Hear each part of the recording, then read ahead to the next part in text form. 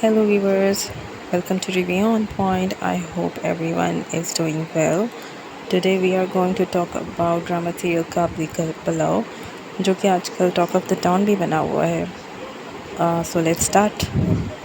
अभी तक अपनी कंटिन्यूटी बरकरार रखते हुए ये एपिसोड भी बहुत ज़बरदस्त थी, वर्थ वॉचिंग थी।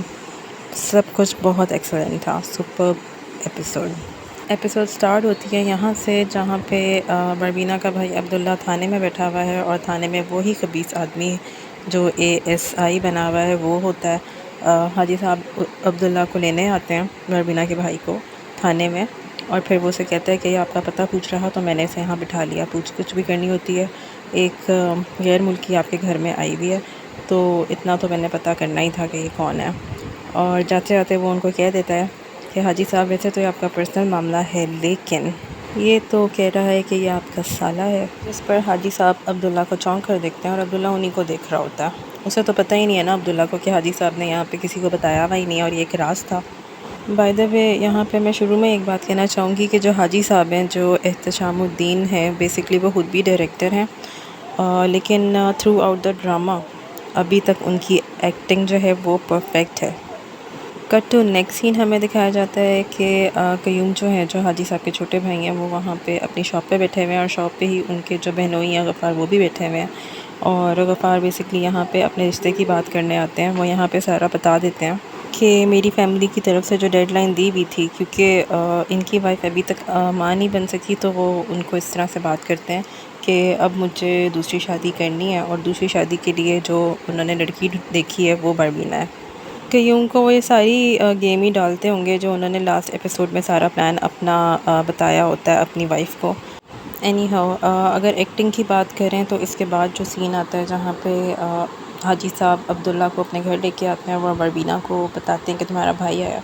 बरबीना जब आती है तो अपने भाई से बड़े अच्छे तरीके से मिलती है और यहाँ पे सबीना की मैं तारीफ़ करूँगी कि जितनी हाई लेवल एक्टिंग एहतशामुद्दीन बीइंग हाजी साहब कर रहे हैं उसी लेवल की ऑलमोस्ट एक्टिंग जो है यहाँ पे सबीना भी कर रही हैं। उनके एक्सप्रेशन उनका, और जो सबसे ज़बरदस्त बात है इतना उनका थिक एक्सेंट है, वो लग ही नहीं रहा कि ये कोई, लग रहा है कि मतलब वाकई कोई अफ़गान लड़की ही है।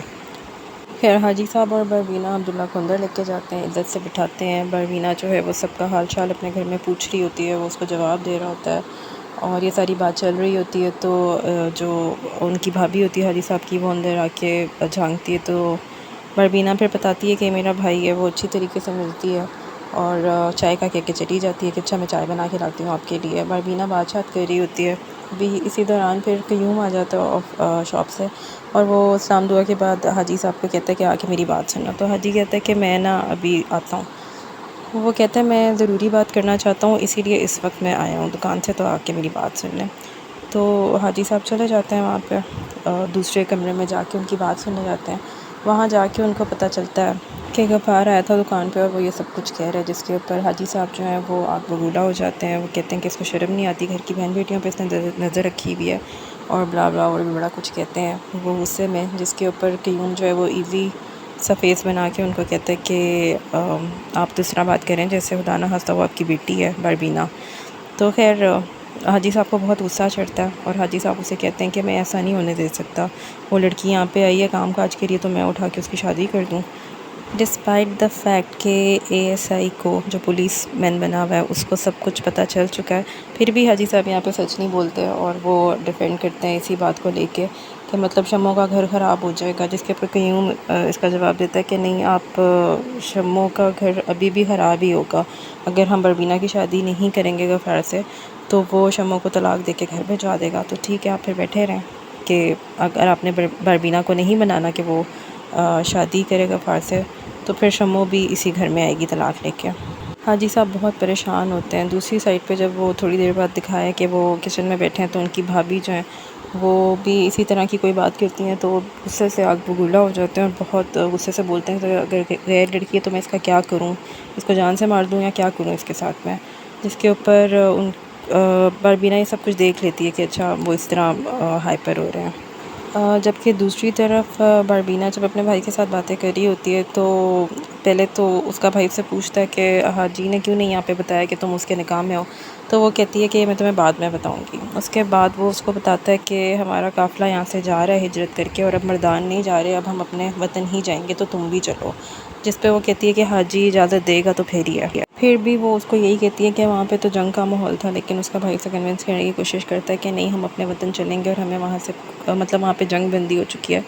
और बारबीना फिर कहती है कि जहाँ पे बारान के भाई जैसे जो बड़ा ज़ालिम होता है लोग रहते हैं, तो वहाँ पे कोई कैसे आराम से रह सकता है। तो वो मना कर देती है कि हाजी साहब जब तक इजाज़त नहीं देंगे तब तक तो मैं बिल्कुल नहीं जा सकती। जो एएसआई है वो शमीम को भी बता देता है कि भाई इसकी तो शादी हुई है हाजी की बारबीना के साथ। और यहाँ हाजी साहब इतने फ्रस्ट्रेट हो गए हैं कि वो जो है गुस्से में अपने भी कपड़े पैक कर रहे होते हैं, और वो कहते हैं कि मैं तो ये पहले ही घर छोड़ चुका था, लेकिन मैं और यहाँ पे नहीं रह सकता और मैं अब जा रहा हूँ यहाँ से। मतलब कि बारबीना को भी साथ ही ऑब्वियसली वो लेके जाते हैं, लेकिन बारबीना उन्हें रोकती है, उनके मिन्नतें तरले करती है कि आप इस तरह नहीं जा सकते, आप एक इज़्ज़तदार रुतबे वाले इंसान हैं, आप मेरे साथ इस तरह नहीं जा सकते, मुझे जैसी औरत के लिए सब कुछ ना करें। वो उनके आगे हाथ भी जोड़ती है, जिसके ऊपर वो हाजी साहब जो हैं वो बेबस हो जाते हैं और आराम से बैठ जाते हैं, क्योंकि बारबीना उन्हें कन्विंस कर लेती है कि मैं अकेली जाऊंगी, आप यहाँ से कहीं नहीं जाएंगे। इस सारे सीन में जिस तरह से बारबीना के एक्सप्रेशन है, और वो जिस तरह बातों बातों में डायलॉग से जो उनको ये बताती है कि आपके लिए मेरी नज़र में आपकी खुदा जैसी इज़्ज़त है, जिस पे हाजी साहब जो हैं वो अस्तगफिरुल्लाह भी बोलते हैं।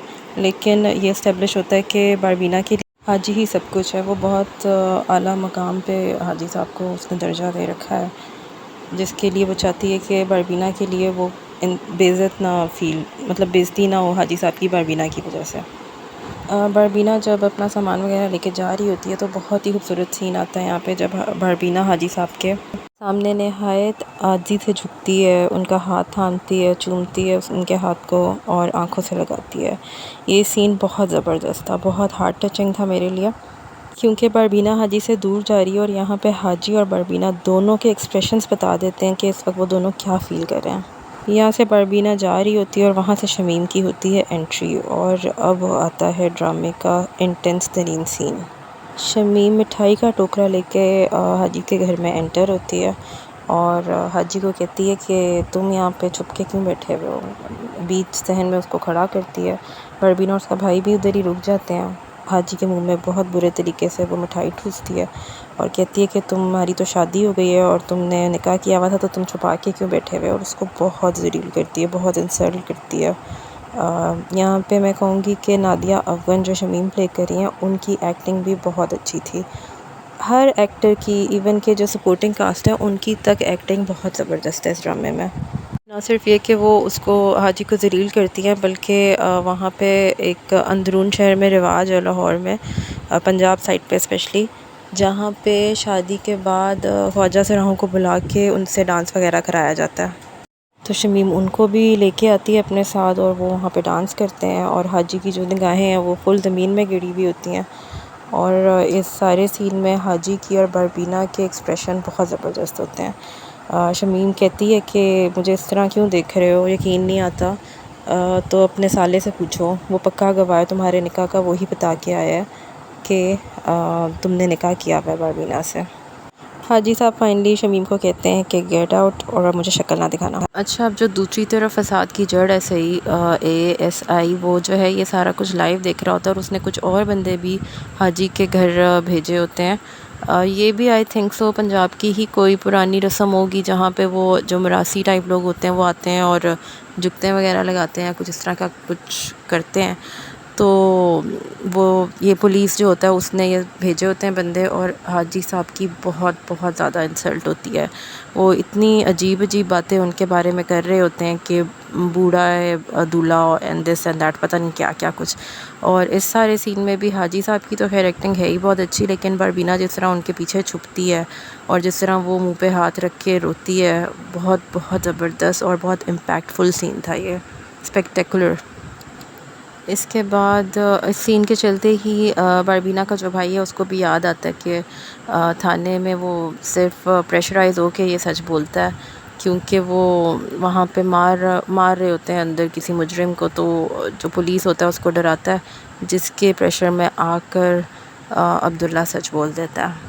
खैर जी, इसके बाद हो जाती है हाजी साहब की थोड़ी सी तबीयत ख़राब, मतलब परेशान हो जाते हैं। बरबीना अपने दुपट्टे से उनका पसीना पूछती है, उनको दवाई वगैरह देती है, मतलब हेल्प करती है, उनके साथ आ जाती है और अपने भाई के ऊपर बहुत बरसती है, उसको बहुत डांटती है कि इस आदमी ने हम पे एहसान किया था और तुम्हारी वजह से उसकी आज इतनी बेइज्जती हुई है, वो सर झुका के बैठा हुआ है सबकी नज़र। बहुत मतलब बहुत बेइज्जती करती है अपने भाई की वो इस बात के ऊपर कि तुम मर जाते लेकिन हाजी साहब की इज़्ज़त ना ख़राब होने देते, ये सच ना बोलते तुम निकाह वाला। हाजी साहब जो हैं वो बेचारे यहाँ पे भी बरबीना को चुप करा देते हैं कि इसके ऊपर बरसने का फ़ायदा नहीं है, हमारी पुलिस ही ऐसी है कि कोई भी प्रेशर में कुछ भी कर दे। वहाँ पे फिर अब्दुल्ला जो है वो कहता है बरबीना को कि चलो इजाज़त लो, क्योंकि बस जो है वो आखिरी 7 बजे निकलेगी, उसके बाद फिर हमारा काफ़िला निकल जाएगा वतन की तरफ, तो चलो। फिर वो हाजी साहब को कहती है कि हाजी साहब इजाज़त। हाजी साहब उसकी तरफ देखते हैं और कहते हैं कि ठीक है अब्दुल्ला तुम जाओ। अब्दुल्ला आता है, वो भी अकीदत से उनके हाथ चूमता है, आँखों को लगाता है और कहता है कि अगर आप कहते हैं तो मैं झूठ बोल देता हूँ, कसम उठा लेता हूँ कि मैंने पुलिस के डर से ये झूठ बोला है। हाजी साहब कहते हैं कि नहीं अब रहने दो, अब कुछ नहीं हो सकता, तुम बस जाओ। जिसके ऊपर वो बरबीना को कहता है कि तुम भी साथ चलो, लेकिन हाजी साहब कहते हैं बरबीना कहीं नहीं जाएगी। वो कहते हैं बरबीना को कि तुम यहाँ पे मत रहो इन लोगों के साथ, अपनी ज़बान में बोल रहा होता है। इस सारे सीन में हाजी साहब का एक बहुत ही खूबसूरत डायलॉग होता है जब उनका साला उनसे माफ़ी मांगता है।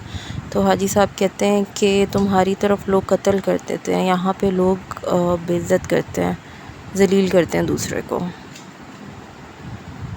ये दिल से निकली है हाजी साहब की वैसे बात, क्योंकि होता ऐसे ही है दुनिया में।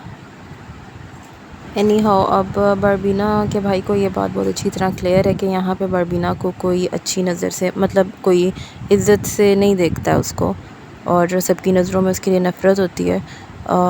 जबकि बरबीना ने काफ़ी कोशिश की अपने भाई को ये बताने की कि हाजी साहब जो हैं वो उसके प्रोटेक्टर हैं यहाँ पे। Now I am waiting for the next episode ईगरली, क्योंकि अब देखना है कि मज़ीद किस तरह से हाजी साहब इस सिचुएशन को टैकल करेंगे, क्योंकि अभी हाजी साहब के छोटे भाई ने भी घर पे आना है, जिन्हें इस सारे तमाशे की खबर उनकी बीवी ने पहले ही दे दी होती है। टीज़र भी बड़ा पावरफुल आया था इस ड्रामे का, क्योंकि ऑन दी होल पूरा ड्रामा ही काफ़ी पावरफुल है। तो नेक्स्ट लेट्स सी कि नेक्स्ट क्या होता है। Till then you guys watch this drama, जो लोग अभी तक नहीं देख रहे, क्योंकि एवरी डायलॉग जो है वो बहुत सारे डायलॉग, हर डायलॉग सुनने से ताल्लुक़ रखता है। Every scene, every expression is worth watching. इस ड्रामे की जितनी तारीफ़ की जाए उतनी कम है। परफेक्ट डायरेक्शन, ज़बरदस्त स्टोरी टेलिंग, अब मैं इससे आगे और क्या ही तारीफ़ करूँ। Till then you guys subscribe my channel, please पूरी वीडियो देखेगा एंड टेक केयर।